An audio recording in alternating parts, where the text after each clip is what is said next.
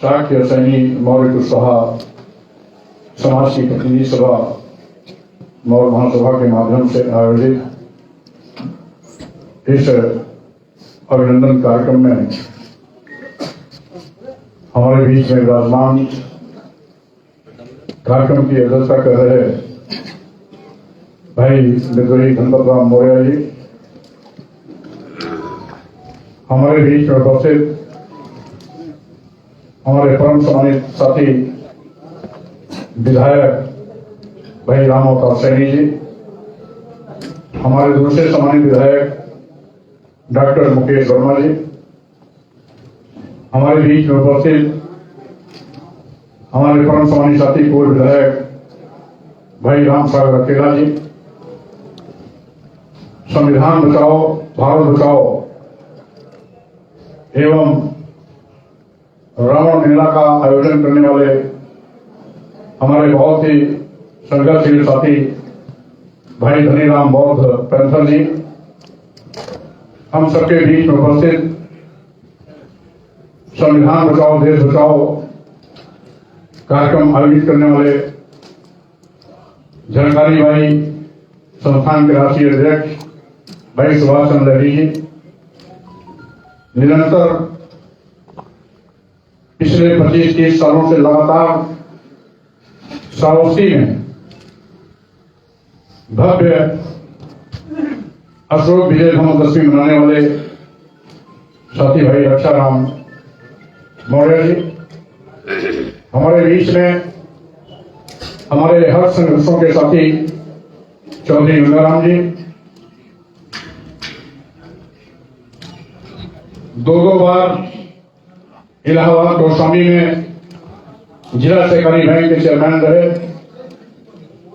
और हमारे संघर्षों के शुरुआत से बहुत ही कर्मठ सहयोगी साथी भाई अमरनाथ मौर्य जी, हमारे बीच में अभी हाल में गोरखपुर फैजाबाद क्षेत्र से स्नातक क्षेत्र के एमएलसी उम्मीदवार भाई कमलाकांत मौर्य जी, हमारे बहुत ही अभिन्न सहयोगी और बहुत ही संघर्षशील साथी भाई चंद्रपाल सैनी जी, डॉक्टर अंबेडकर और बुद्ध के मिशन पर काम करने वाले लंबे अरसे से मिशन को निरंतर गति देने वाले हमारे जरूर साथी भाई श्री राम मौर्य जी, भाई राधेश्याम मौर्य जी, भाई पप्पू मौर्य जी, डॉक्टर प्रेमचंद कुशवाहा जी, साथ ही साथ हमारे सम्मानित साथी डॉक्टर अरुण मौर्य जी, बीरेन्द्र सिंह सेठवाल जी, भाई शुक्रुल्ला अंसारी जी, भाई संजीत यादव जी, सरिता साठी जी, ऋषिकेश कुशवाहा जी, राजनीति कश्यप जी, रिंकू सिंह जी, भाई पुरेंद्र यादव जी, राजेंद्र जी, प्रधान रामनिवास जी, संतोष जी एवं सूरज सैनी जी, अशोक सैनी जी, श्रवण मौर्य जी, आज रक्तदान शिविर आयोजित करने वाले हमारे प्रमुख सहयोगी साथी जिनके सौजन्य से पिछले 6-7 सालों से लगातार जन्मदिन के अवसर पर किंग जॉर्ज मेडिकल यूनिवर्सिटी में सैकड़ों की तादाद में लोग रक्तदान करके बहुतेरे अंतिम सांस गिनने वाले मरीजों को जीवन दान देने का काम करते हैं। ऐसे आयोजन मंडल के साथी भाई सत्येंद्र कुशवाहा जी, डॉक्टर रामायण मौर्य जी, दामोदर मौर्य जी, आलोक कुशवाहा जी, दुर्गेश जी, रणविजय जी, राधेश्याम जी, रजनीकांत जी, अशोक उत्कृष्ट मौर्य जी और अभी हमारे बीच में कई भोजपुरी गायक ने अपने अपने तरीके से अपनी प्रस्तुति प्रस्तुत की है। हमारे सबसे पहले वाराणसी के सम्मानित प्रजापति जी, उसके बाद भोजपुरी गायक भाई सुरेश कुशवाहा जी और अभी अभी अंत में महेंद्र बच्चन जी ने अपने गीतों के माध्यम से अपनी प्रस्तुति की है, अपनी भावना प्रकट की है। इसके साथ ही साथ यहाँ पर आए हुए हमारे सभी नौजवान साथियों, भाइयों बहनों एवं मन पर बैठे हुए हमारे सभी अन्य सम्मानित नेता साथीगण, भाई राजेंद्र जी और इसी के साथ ही साथ बस्ती के भाई श्री पाल जी एवं सभी उपस्थित सम्मानित साथी सहयोगी साथियों, जैसा कि हमारे पूर्व वक्ता साथियों ने आपके बीच में अपनी भावनाएं और अभिव्यक्ति प्रस्तुत की है। आज आप जानते हैं कि इस देश में समतामूलक समाज की स्थापना के लिए समय समय पर हमारे महापुरुषों ने संघर्ष भी किया, हमें रास्ता भी दिखाया। इसी कड़ी में पूरे विश्व में मानवता का संदेश देने वाले भगवान बुद्ध और उनके बताए रास्ते पर चलने वाले सम्राट अशोक, ज्योतिबा फुले, छत्रपति शिवाजी महाराज, ज्योतिबा फुले, बाबा साहब डॉक्टर भीमराव अंबेडकर, पेरियार रामास्वामी नायकर, नारायण गुरु, संत गाडगे, आज तमाम महापुरुषों को आज की अवसर पर मैं कोर्ट नमन करता हूं, वंदन करता हूं। और मैं भी जब से जानने लायक हुआ, मैंने 1980 में विश्वविद्यालय इलाहाबाद छोड़ा था और 1980 में विश्वविद्यालय छोड़ने के बाद मैं सामाजिक और राजनीतिक मंचों पर एक साथ सक्रिय हुआ।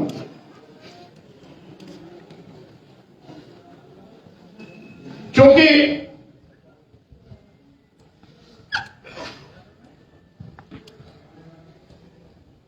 इलाहाबाद में 1980 में ही मेरे विश्वविद्यालय छोड़ने के बाद बुद्ध जयंती का आयोजन हुआ था और उस बुद्ध जयंती से तत्कालीन मुख्य अतिथि के भाषण को सुनकर के मैं बौद्ध और डॉक्टर अंबेडकर के विचारों का अनुयायी बना और उसके बाद भगवान बुद्ध और डॉक्टर अंबेडकर के विचारों के संवाहक के रूप में राज्य देखकर लगातार मैं आगे बढ़ता रहा। आज भी मेरा रास्ता वही है। समय समय पर राजनीतिक पड़ाव कुछ और होते रहे। यद्यपि सफर मैंने लोकदल से शुरू की थी, लोकदल, जनता दल, बहुजन समाज पार्टी, भाजपा और आज वर्तमान में सपा, ये हमारे राजनीतिक पड़ाव रहे। राजनीतिक पड़ाव कोई भी रहा हो, राजनीतिक दल कोई भी रहा हो, लेकिन हमेशा हमारे संघर्ष का आधार भगवान बुद्ध और डॉक्टर अंबेडकर के विचार रहे हैं, जिनके विचारों पर चलकर के इस देश में जो जात पात, छुआछूत, ऊंच नीच, भेदभाव मूलक समाज है, उसको खत्म करके समता मूलक समाज की स्थापना हमारा मुख्य मकसद रहा। यद्यपि भारतीय संविधान आज लागू है, भारतीय संविधान का मूल मंत्र ही है कि समाजवादी सोच के साथ हम आगे बढ़े, करुणा, मैत्री, बंधुत्व का भाव रहे और समता हमारा लक्ष्य रहे। हम इस दिशा में शुरू से लेकर के आज तक कहीं भी रहे हैं, आगे बढ़ते रहे। आज अभी 2022 बीता, 80 से मैंने राजनीतिक सामाजिक कार्य की शुरुआत की। 22 साल मेरे शादी जीवन के 2022 के पूरे होते होते मेरे सामाजिक जीवन के भी 42 साल पूरे हुए हैं। लेकिन मैंने देखा राजनीतिक पड़ाव हमारे विचारों में कभी आड़े नहीं आए, और जहां भी मैं था मेरे वैचारिक यात्रा में किसी को भी हस्तक्षेप रोक टोक करने की हिम्मत भी नहीं दिखाई पड़ी, क्योंकि जानते थे कि स्वामी प्रसाद मौर्य अपने बात के पक्के हैं, विचार के पक्के हैं। और यही कारण है कि जो यात्रा हमने 1980 शुरू की थी, वो यात्रा आज भी निरंतर आगे चल रही है। साथियों, कुछ लोग कहते हैं मौर्य जी आप इतने वर्ष के हुए, लगता नहीं है।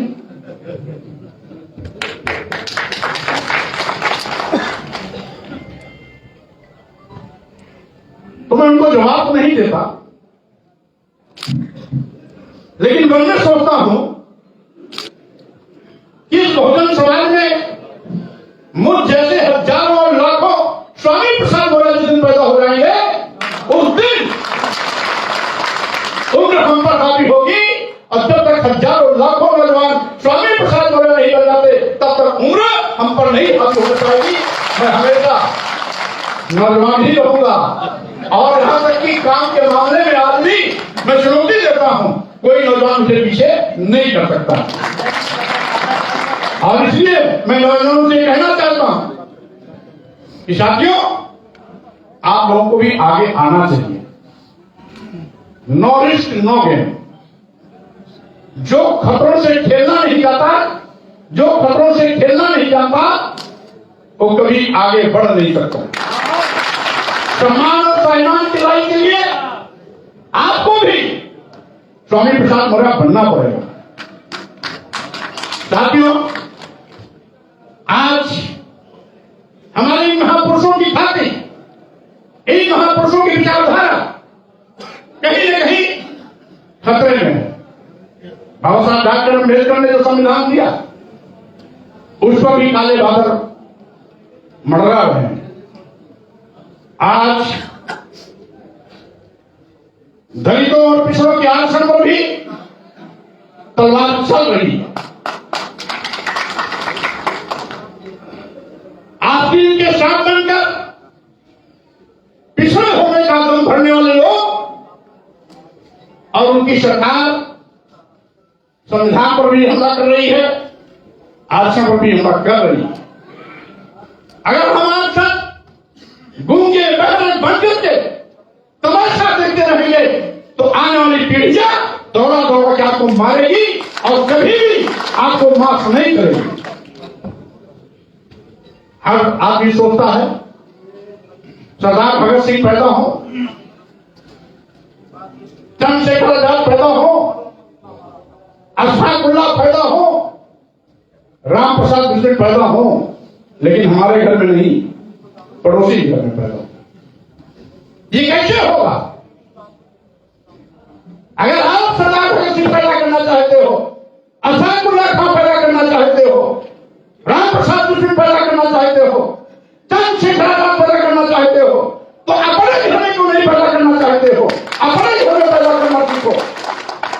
दूसरों के कंधे पर बंदूक रख करके आप अपने सम्मान स्वाभिमान की न रक्षा कर सकते हैं, नहीं सत्ता शासन में आप अपना स्थान बना सकते हैं। इसलिए साथियों,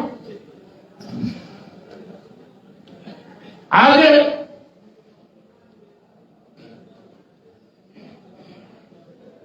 लाखों की तादाद में नौजवान हमें चाहते हैं, इस बात की हमें खुशी तो है,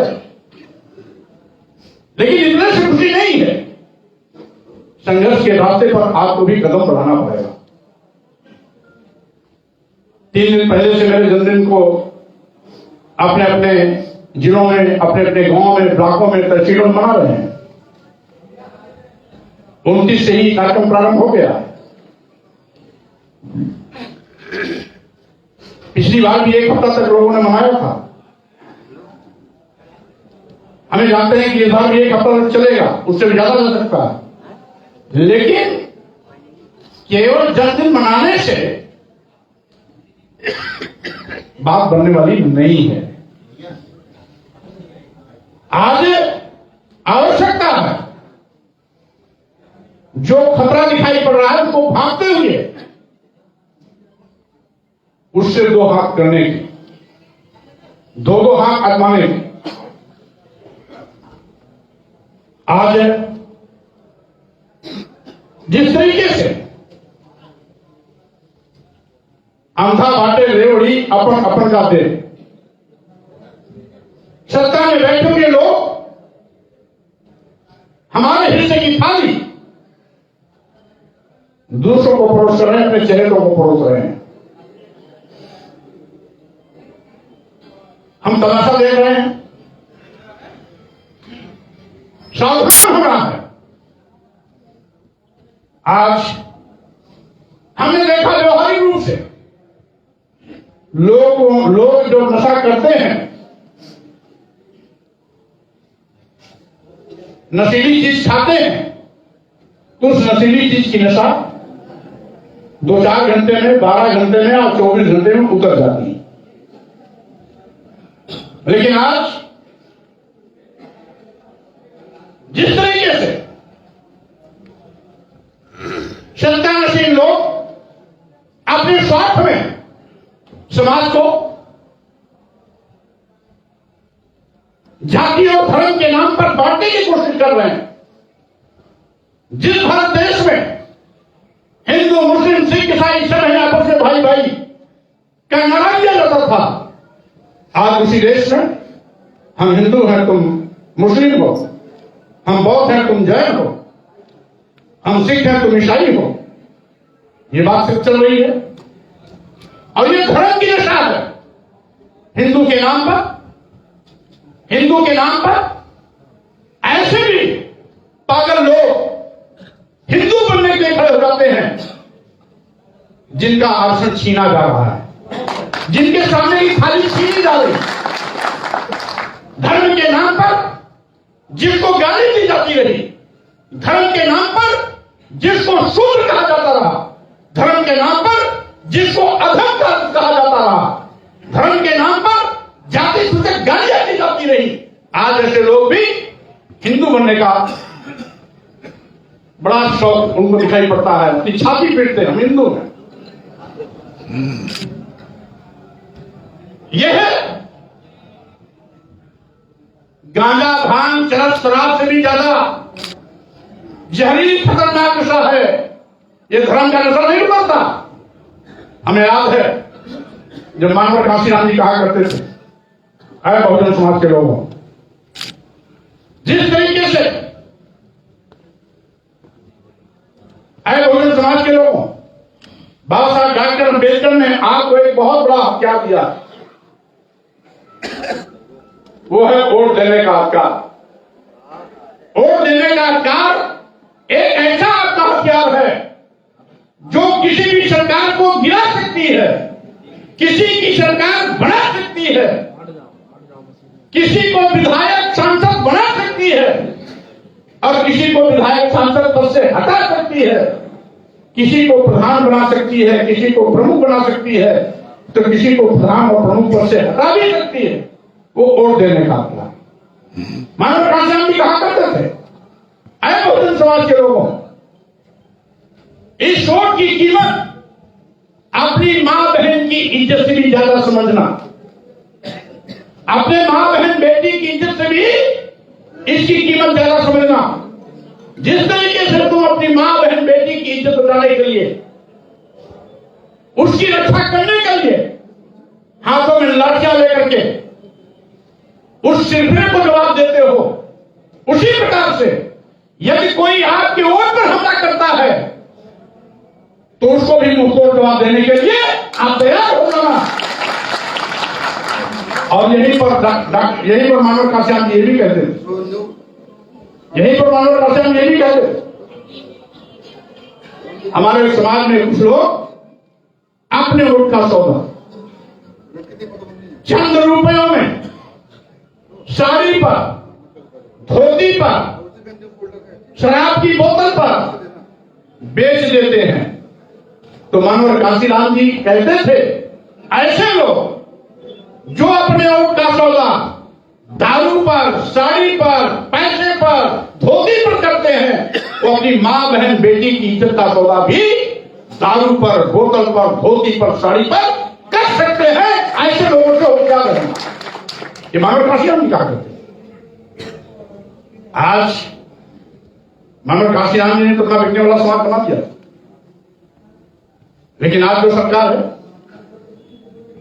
आपकी रोटी छीन रही है, आपकी पढ़ाई छीन रही है। वो नहीं चाहते कि गरीब का बेटा भी डॉक्टर इंजीनियर बने, वो नहीं चाहते गरीब का बेटा भी एडवोकेट, प्रोफेसर, बैरिस्टर, आईपीएस बने, वो नहीं चाहते आपका बेटा और बेटी भी ओहदेदार बने, वो नहीं चाहते आपकी भी बेटी बेटा साइंटिस्ट बने, वैज्ञानिक बने। इसलिए आपको इतना गरीब बना रहे हैं, इतना लाचार बना रहे हैं, इतना लाचार बना रहे हैं, इतना लाचार बना रहे हैं कि आपकी किस्मत 5 किलो 10 किलो चावल की एक दिन बढ़ाने लगती है। 5 किलो 10 किलो चावल की एक दिन बढ़ाने लगती है।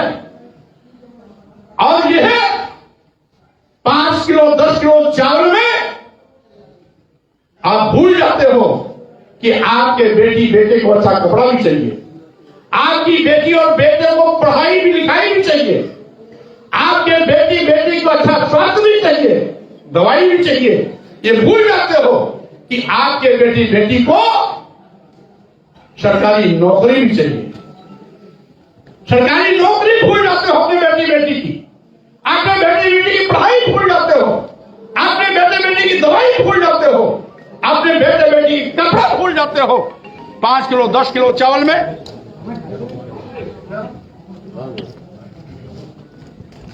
हेलो 5 किलो 10 किलो चावल में 5 किलो 10 किलो चावल में आप अपना वोट बेच देते हो।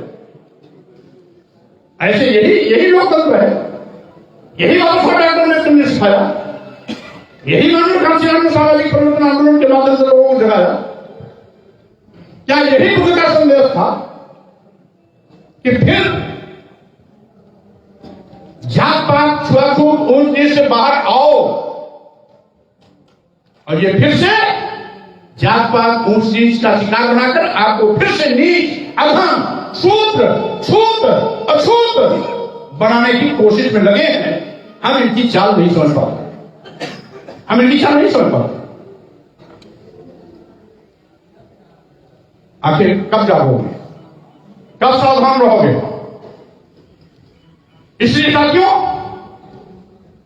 आपको एक अकेले स्वामी प्रसाद मौर्य पूरे देश में, उत्तर प्रदेश को नहीं पटरी बना सकते, लेकिन जिस दिन हजारों लोग स्वामी प्रसाद मौर्य बनकर तैयार हो जाएंगे, हम कहना चाहते हैं ये धोखा देने वाले भूल जाने के लिए तैयार हो जाएंगे, कभी भी आपका मुकाबला नहीं कर पाएंगे।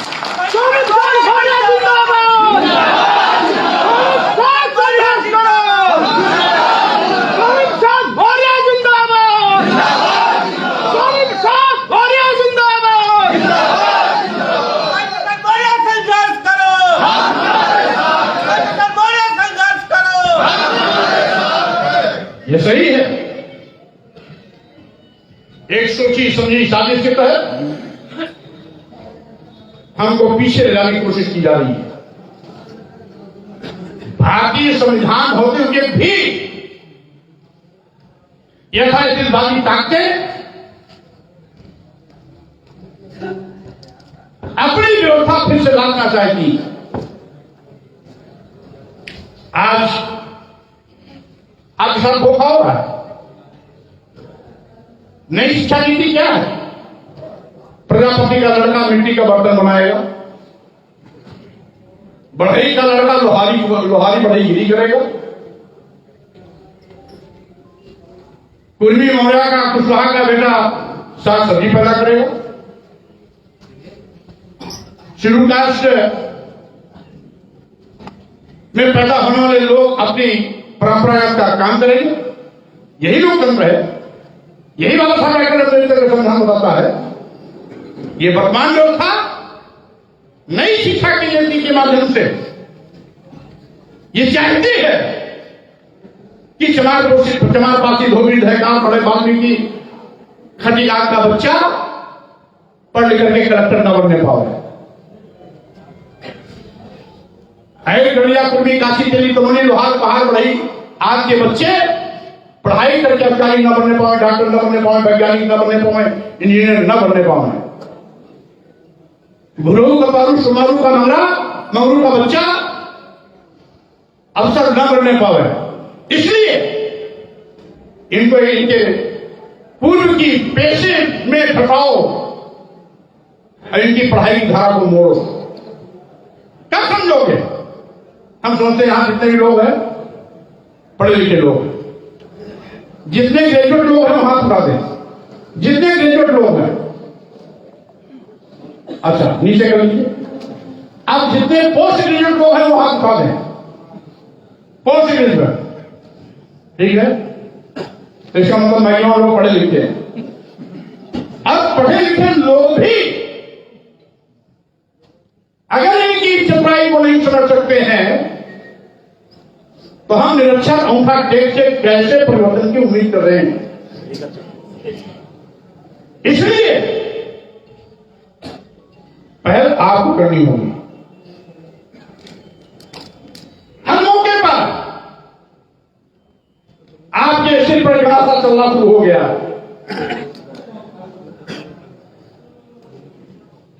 अभी 2 दिन पहले उत्तर प्रदेश में एसआई का एक रिजल्ट आया है।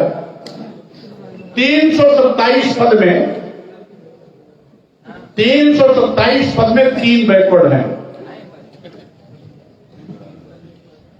327 एसआई के पद के रिजल्ट आए हैं जिसमें 3 बैकवर्ड के हैं और 11 शेड्यूल कास्ट के हैं। यानी शेड्यूल कास्ट का भी आरक्षण खत्म, बैकवर्ड का भी आरक्षण खत्म। यानी 3 घोड़े में से आ गए होंगे। ईडब्ल्यूएस का कोटा पूरा करने के लिए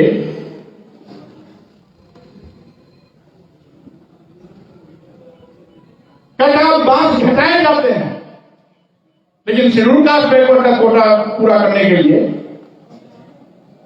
घटाए नहीं जाते, वो जनरल से भी ज्यादा हाई रहते हैं।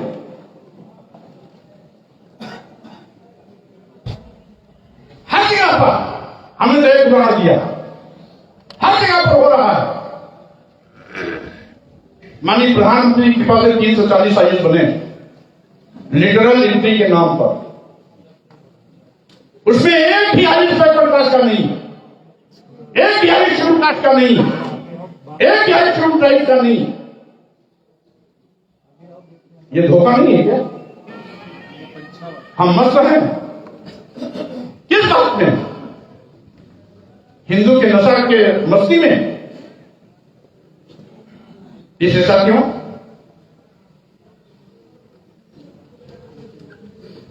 जिसमें हमें गाली दिया जाता हो, क्या वो हमारा धर्म हो सकता है क्या? जिसमें हमें नीच कहा जाता हो, क्या वो हमारा धर्म हो सकता है क्या? जिसमें हमें पढ़ने लिखने से वंचित किया जाता हो, क्या हमारा धर्म हो सकता है क्या? जिसमें हमारे अधिकारों का हनन होता हो, क्या हमारा वो धर्म हो सकता है क्या? तो ये तो पहले शंभू का सिर काटा जाता था, एकलव्य का अंगूठा काटा जाता था, आज भी काटा जा रहा है। पहले एक शंभू का सिर काटा जाता था, एक एकलव्य का अंगूठा काटा जाता था, आज हजारों दलितों पिछड़ों के आरक्षण को मार कार्यक्रम कर रहे हैं, सब काम उठा काट रहे हैं, फिर भी हम सो रहे हैं। कब जागोगे? आज आवश्यकता है खड़े होने की, उठने की, और साथ ही साथ हमारे हकों पर डकैती डालने वालों को जवाब देने।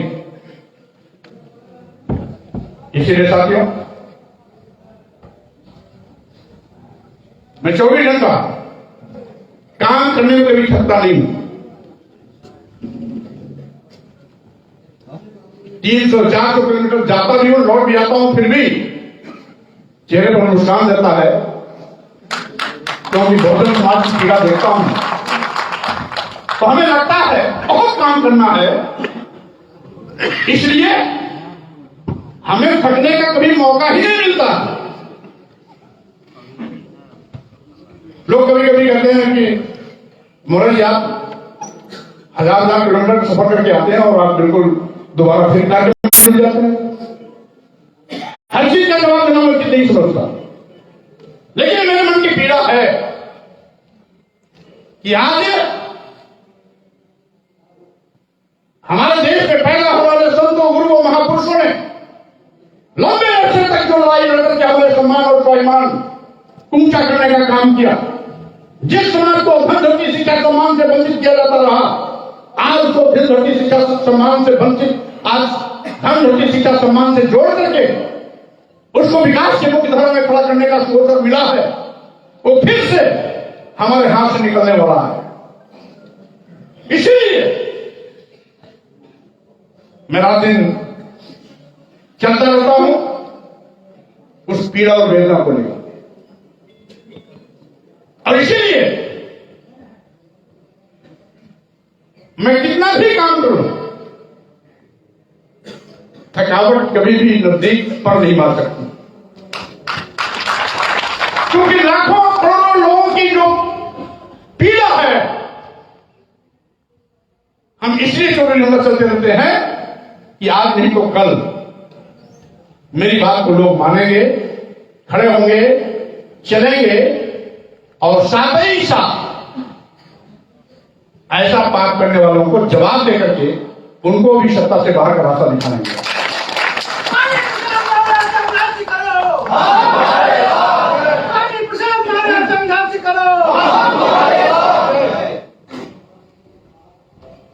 क्या हमारे पास एक बाबू साहब बैठे थे, क्षत्रिय समाज,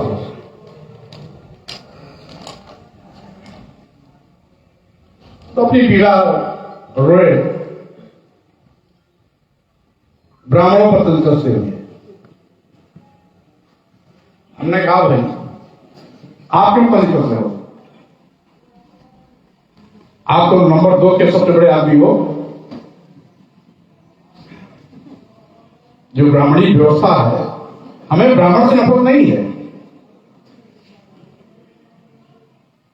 क्योंकि मैंने एक चीज आपको राज की बात बता दूं, 1980 में बुद्ध जयंती में जो मुख्य अतिथि थे वो ब्राह्मण ही थे।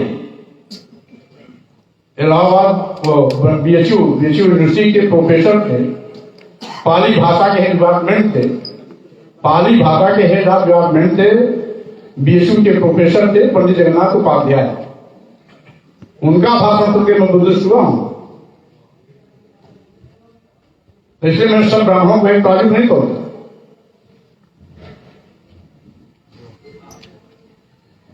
उन्होंने जितना कड़ा प्रहार ब्राह्मणवाद पर किया था, दलित और विशेष समाज का उतना कड़ा प्रहार नहीं कर सकता। अगर उतना कड़ा प्रहार कर दे तो शायद लाठियां चल जाए, लेकिन उन्होंने प्रहार किया, चिड़िया चुप नहीं की, लेकिन तथ्यों के साथ किया। तो इसलिए मैं कहना चाहता हूं, ये जो जातिवाद, छुआछूत, ऊंच नीच है, ये केवल समाज के लिए कंड नहीं है, इस देश के लिए कैंसर भी है। और जब तक जातिवाद, छुआछूत, ऊंच नीच रहेगा, हमारा देश कैंसर से पीड़ित रहेगा। और जब तक कैंसर से पीड़ित रहेगा, तब तक भारत कभी सशक्त नहीं हो सकता, कभी महान नहीं बन सकता। वो दिन दूर है कि जब अशोक के जमाने में भारत हमारा सोने की चिड़िया कहा जाता था, लेकिन अब इस जातपात छुआछूत ऊंच नीच की भावना से ये भारत कभी महान नहीं बन सकता है। और मैं ये भी कहना चाहता हूं साथियों, इस बीमारी को खत्म करने के लिए केवल भगवान बुद्ध का ही एक ऐसा रास्ता है जो मानव एक समान की विचारधारा को पूरे दुनिया में ले जाता है। भगवान बुद्ध भारत में पैदा हुए, आज भी 49 देशों में भगवान बुद्ध का धर्म चलता है। भगवान बुद्ध को अपने परिवार में जन्मे कहने वाले लोग अपने घरों में भगवान बुद्ध की पूजा नहीं करते होंगे, लेकिन दुनिया में आज भी भगवान बुद्ध की पूजा होती है 49 देशों में। की करुणा हो, भगवान बुद्ध की करुणा हो, 49 देशों में आज भी भगवान बुद्ध माने जाते हैं। पैदा तो भारत में हुए, लेकिन जहां जाओ वहां बुद्ध, चीन जाओ, जापान जाओ, थाईलैंड जाओ, कहीं भी जाओ, यहां तो रूस में भी 40% रूस में भी होगी, जो जहां पूरा 100% कम्युनिस्ट देश था, 40% वहां भी बहुत अनुयायी हो गए। तो इस तरीके से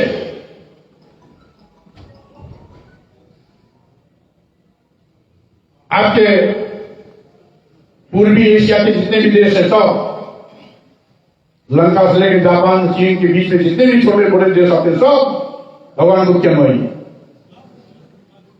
इसलिए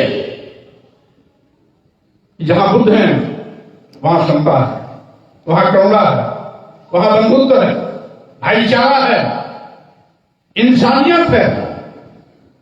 और जहां ये धर्म के ठेकेदार दुकान लगाने वाले लोग हैं, वहां जातियां हैं, ऊंच है, नीच है, छूत है, अछूत है और गैर बराबरी का दर्जा है। यही इस देश का कैंसर है। इसलिए साथियों, विचारों के साथ आप खड़े होंगे तो लंबी लड़ाई लड़ने की आपके अंदर ताकत होगी, क्षमता होगी। विचार हमारे पास है, तमाम संतों गुरु महापुरुषों का विचार हमें ताकत देता है। यहां तक कि धार्मिक, राजनीतिक, सामाजिक क्षेत्रों में क्रांति करने वाले संत कबीर, संत रविदास, संत गुरु नानक, गोविंद सिंह, तेग बहादुर, गुरु तेग बहादुर, ये सारे लोग इसी क्षमता मनुष्य समाज बनाने के लिए समय समय पर अपने अपने तरीके से लड़ाइयां लड़ी, कोई संदेश दे करके, कोई तलवार उठा करके। इसलिए आज के इस मौके पर मैं कहना चाहूंगा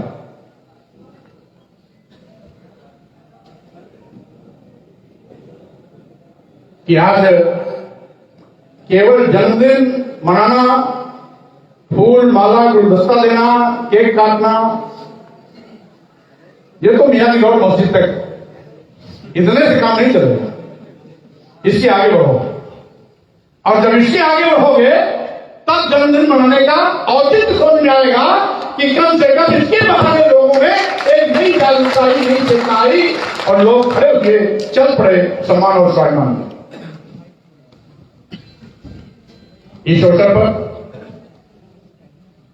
मैं आयोजन मंडल के साथियों से को बहुत धन्यवाद देता हूं, क्योंकि जैसा कि आयोजन मंडल के साथियों ने बताई, भाई अजय मौर्य जी ने, कि किस तरीके से इनको हाल आवंटित किए जाने में दिक्कतें आई, पैसा जमा होने के बावजूद भी। जैसे उनको जानकारी होती कि मौर्य जी जन्मदिन है तो जानते हैं कि मौर्य जी जन्मदिन पर भारी भीड़ आती है।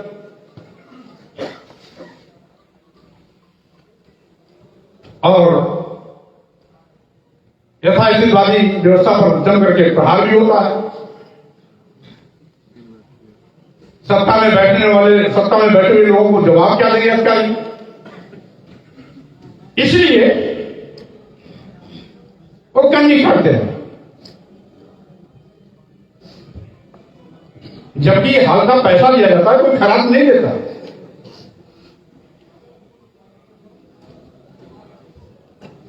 और राजनीतिक दूरियां विचारों के नाते होती हैं। समान उठने बैठने और व्यवहार में व्यक्तिगत दुश्मनी के तौर पर राजनीतिक दुश्मनी नहीं निभाई जाती, लेकिन सत्ता नशीन पार्टियां आज हाल देने में भी उनको राजनीति दिखाई पड़ती है। तो हाल नहीं मिलेगा तो क्या स्वयं शाह मोरा का जन्मदिन नहीं मनेगा क्या?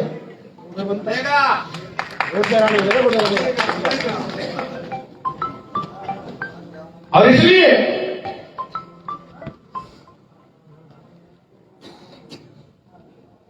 सत्ता के इन्होंने चूर,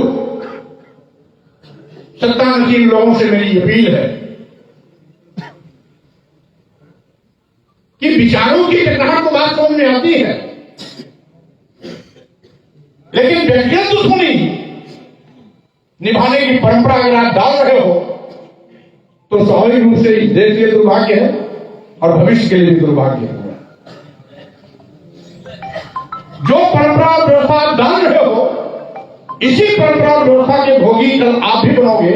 जब सत्ता के बाहर रहोगे तो आपके साथ यही व्यवहार होगा, अपने साथ ही व्यवहार किया जाएगा।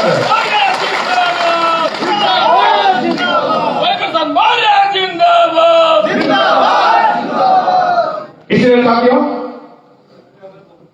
आज इस जन्मदिन के अवसर पर मैं यही अपेक्षा करता हूं कि हमारे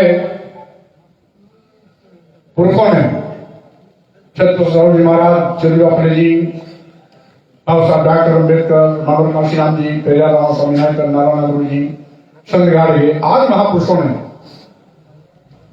लंबे संघर्ष के बाद जो सम्मान सम्मान हमें दिया है वो हाथ से निकलने न पाए। समय रहते हम सजग हो, सावधान हो, अपने सम्मान स्वाभिमान की रक्षा के लिए, आरक्षण को बचाने के लिए, संविधान को बचाने के लिए हम आवश्यकता पड़ती है तो सड़क पर भी निकलने से परहेज न करें। अभी जिस तरीके से नगर निकाय के चुनाव में पिछड़ों को आरक्षण से वंचित किया गया, इसके कुछ ही महीने पहले मध्य प्रदेश में भी वहां की सरकार ने पंचायत चुनाव में पिछड़ों का आरक्षण खत्म किया और अब उत्तर प्रदेश में नगर निकाय के चुनाव में पिछड़ों का आरक्षण खत्म किया। सरकारी नौकरियों में पहले से आरक्षण खत्म करने की लगातार कोशिश की जा रही है।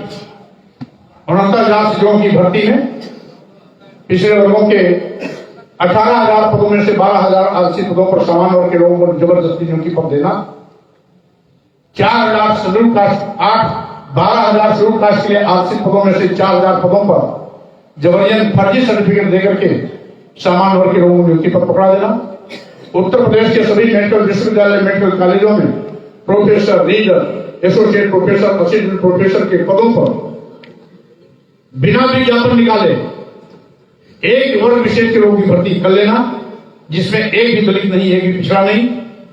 ये उसके नमूने हैं। अभी 2 दिन पहले एसआई का जो रिजल्ट आया, 327 पदों में 3 पद पिछड़ों का, 11 पद अनुसूचित जाति जनजाति का।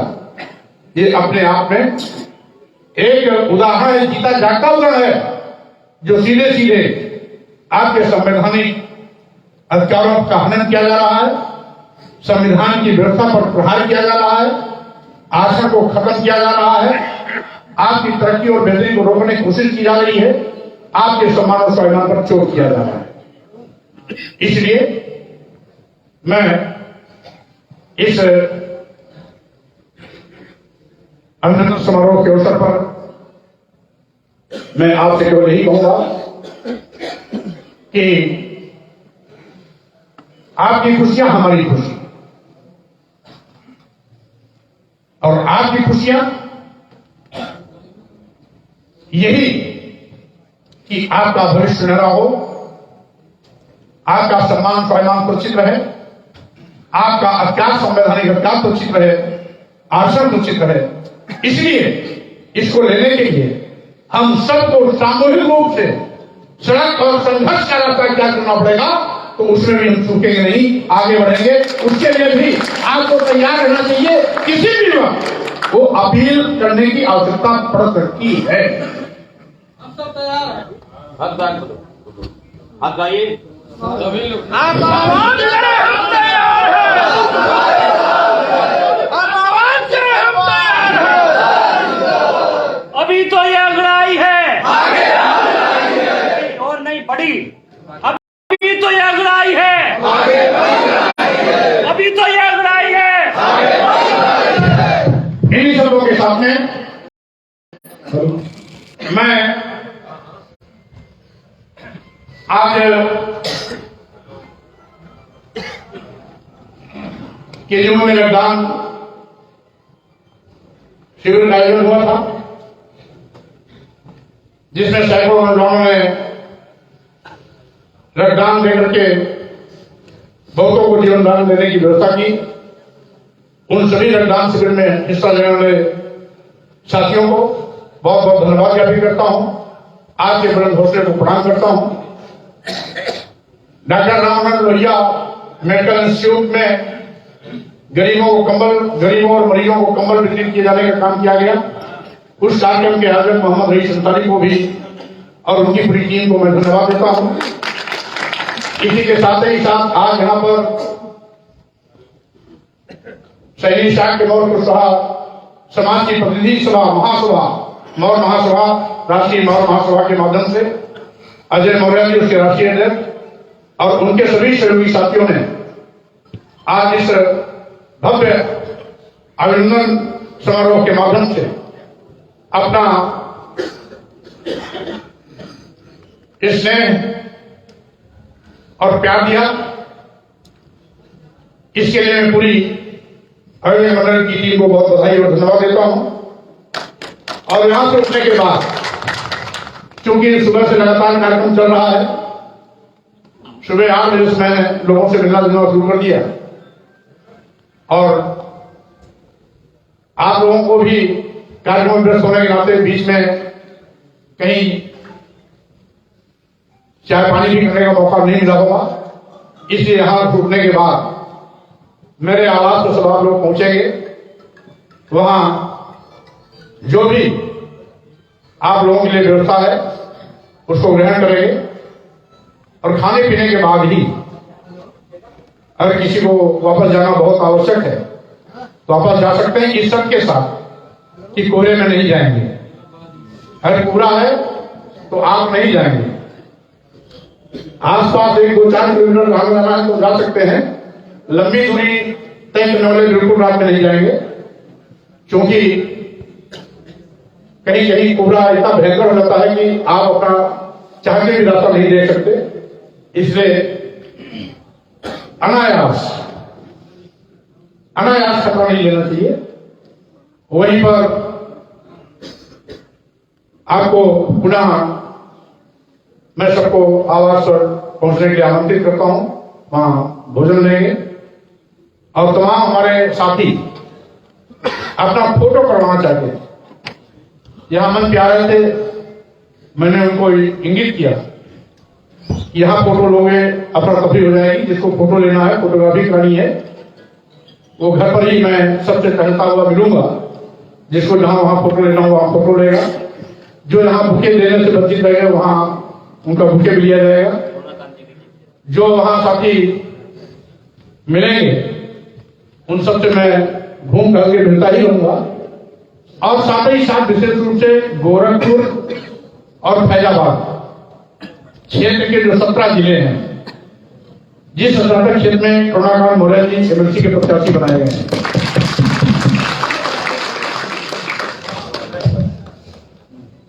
मैं इसके लिए समाजवादी पार्टी के राष्ट्रीय अध्यक्ष अखिलेश यादव जी को धन्यवाद देता हूं कि एक बार, केवल एक बार कहने से इनको प्रत्याशी बनाया और जिताने की जिम्मेदारी अब आप लोगों की है, जिसमें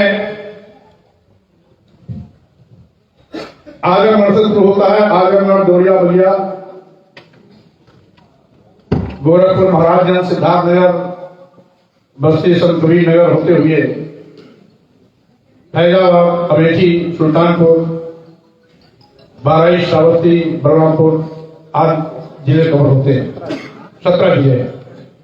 तो उन जिलों से संबंधित लोग, अभी समय है, यद्यपि समय बहुत कम है, अब तो स्नातक चुनाव का शायद 30 जनवरी वोटिंग भी पड़ेगी।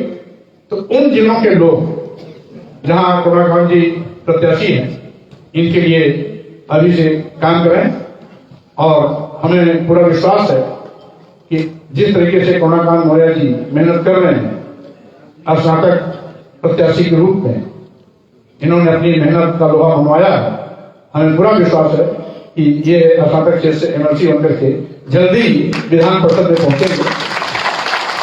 इन्हीं शब्दों के साथ में मैं आप सभी साथियों को 9 वर्ष की बहुत बधाई देता हूं, शुभकामना देता हूं और साथ ही साथ मैं अपेक्षा करता हूं कि 9 वर्ष मंगलमय भी हो, संघर्षमय भी हो और साथ ही साथ सुख समृद्धि के साथ आप स्वस्थ रहें, निरोग रहें, इस कामना के साथ आपको बहुत बहुत धन्यवाद देते हुए अपनी बात पर विराम देता हूं। नमो बुद्धाय, जय भीम, जय भारत, जय समाजवाद।